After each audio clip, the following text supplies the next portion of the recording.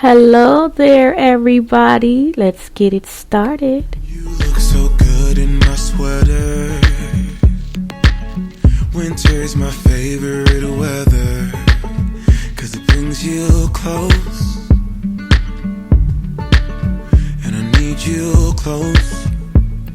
You know what time it is. The LockMarie Talk Show.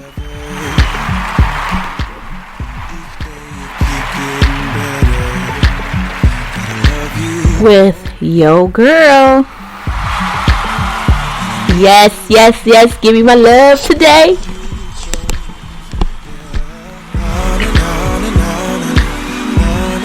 It's yo girl, Coach LockMarie. Na, na, na, na, na, na, na. This is a beautiful song I found. Pebble song, Good Friends, Revel Day. Good friends. How many of us have good friends? We could be good friends, yeah. We could be good friends. We could be good friends. We could be good friends. I know you women saying, I want that. I want more than just a friend. Well, don't worry, ladies. I got you. Before we get on a tip today, I'm going to help you with that.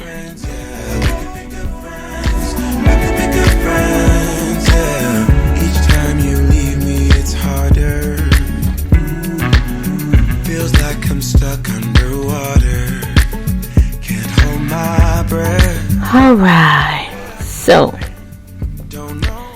let's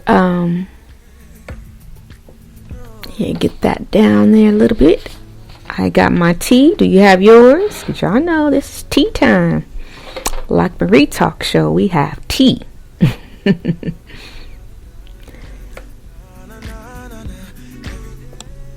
So, when I was sitting here today picking a song, well, I got about 4 or 5 new ones that I found. But I was going through the list of songs, and I said, I don't think we realize a lot of times how things that we don't even think about really affects our life. Now, I've always been one to love music, right?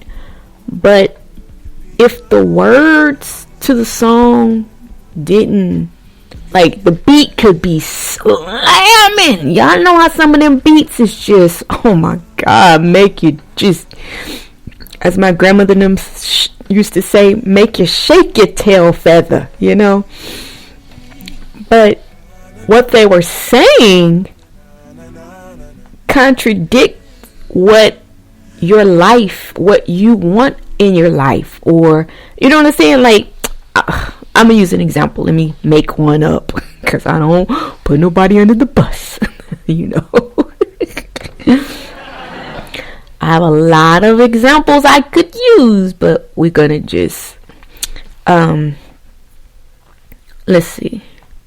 Like if I had a song, beat was just on point, make you just start moving when you first hear it. And then I come on and I start saying, I'm ugly. I hate myself. I don't like life. It's so depressing. Is this all there is?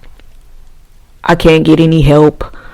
Like, right, but the melody to those words is just like, it just flow, right? So you find yourself walking around the house singing, snapping your fingers, I'm ugly, I hate myself.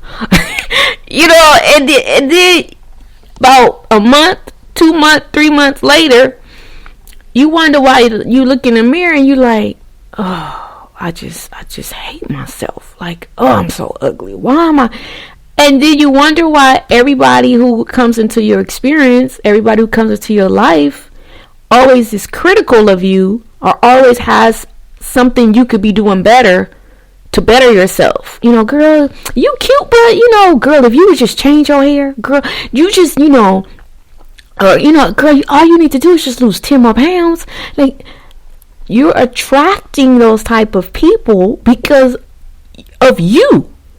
It's not them. And then first thing you want to draw back on is, girl, everybody just be hating on me. I just got all these haters. Like, folks just always trying to. And I could tell you this because I've been here. Like, the words that come out of your mouth is what boomerangs back. Okay? People don't even half the time know. See, you pull from others what you are. Why is it that you look at some people and you say, you know, it seems like everybody loves them?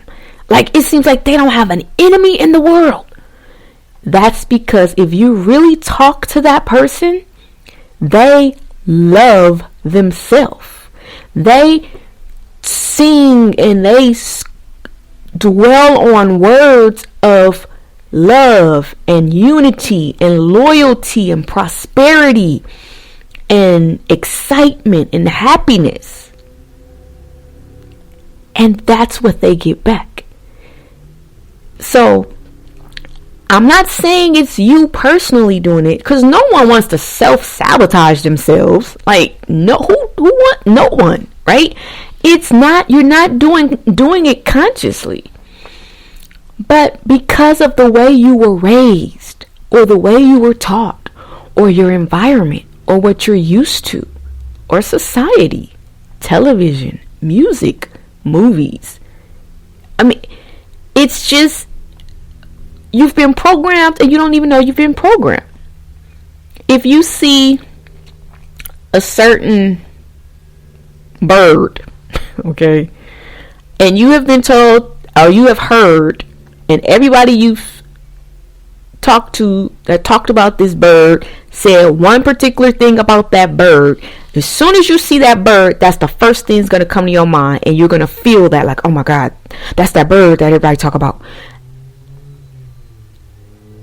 Now, your experience with that bird, now this, I'm using the reference of a bird, but that could be a person, that could be a race of people, that could be a job, that could be, you know, a company.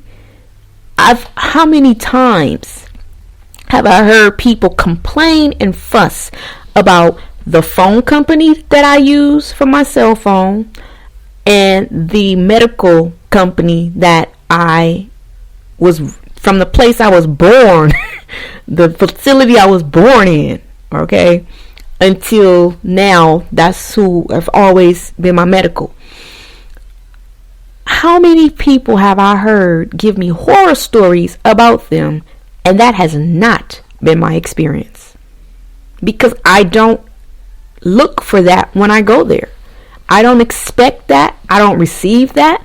So I don't get that.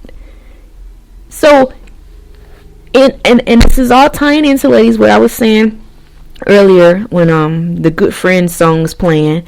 And I said, I'm going to help you out, because you're like, I don't want a good friend. I want a man. I want a life partner. Okay, I got you. Because this ties into that, right? There is a right way to pray for Mr. Right and to think about your future, quote unquote, Mr. Right. And there is a wrong way, ladies. And if you would then say that you truly desire a mate, and you have yet to meet him, 9 times out of 10, it's because you have been praying the wrong way. And I'm going to give you some insight today to help you see things differently and come up with a new way to pray for, or to wish for, or to believe for your Mr. Right. Okay?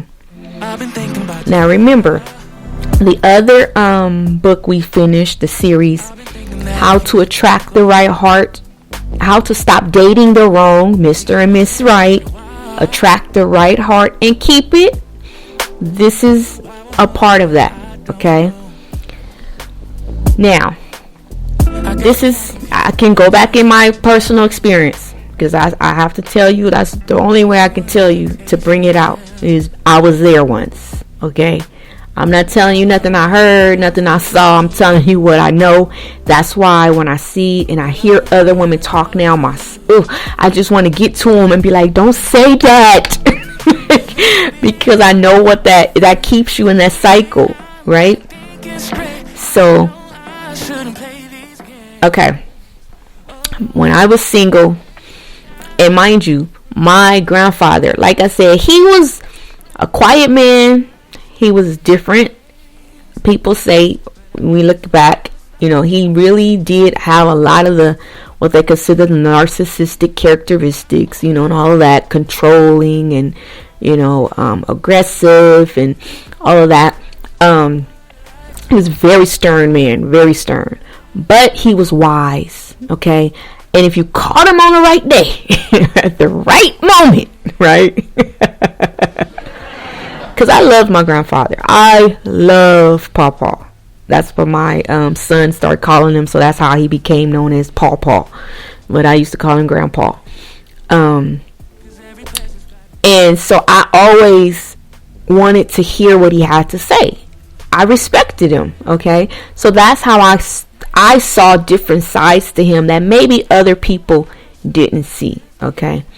Because I didn't expect to get those sides. It was only certain times, and now I look back and I say, yeah, I triggered that in him. I did, and so I had to take responsibility for it, right? But he made a statement. It was right before I even met it was like during the season, right before I started opening my mind to meet people and to think of really settling down, because I was single, I had no kids, I was still living with them, had a good job, had my own car, I wasn't tripping, they weren't putting me out, so I wasn't tripping.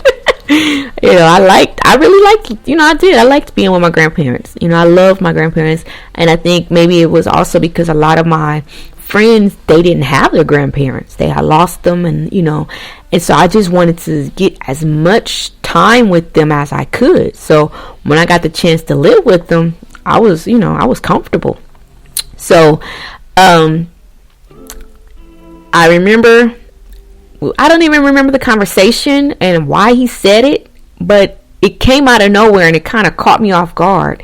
He said, T, he said, you are talking against your faith. He said, a lot of times you say you want something, but you're really speaking against what you desire. And that hit me hard, right? I was like, huh? I don't even think he understand what he said at that moment. And you guys, when I tell you this was over, let me see. This was probably around 2004. Okay. 2004, 2005. Or before. So this was years ago. And I still remember that. And that has floated in and out of my brain throughout, life, and different things that I said I would want. And then I would do the opposite, or I would think the opposite. I would hear that and I'm like, okay, get back on track. And so I started thinking about that. And I was like, okay, how? Like, because I didn't ask him, but anytime he would say something, I would go in my own little space, my own time, and I would think about it. I'm like, okay, how am I doing that? What is it that I'm doing? Right? And then during that time, I had met a very well-known recording artist. Okay? And we had became good friends. And so we would talk on the phone a lot. And he made a statement, and it was all within the same time frame. And that's when I knew something in my life was shifting, and God was trying to get my attention. And because I was open to it, I was able to receive a lot of this stuff, right? And he said, what do you have to offer a man?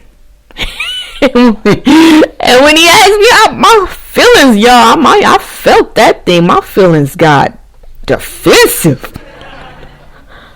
What you mean? What do I have to offer a man?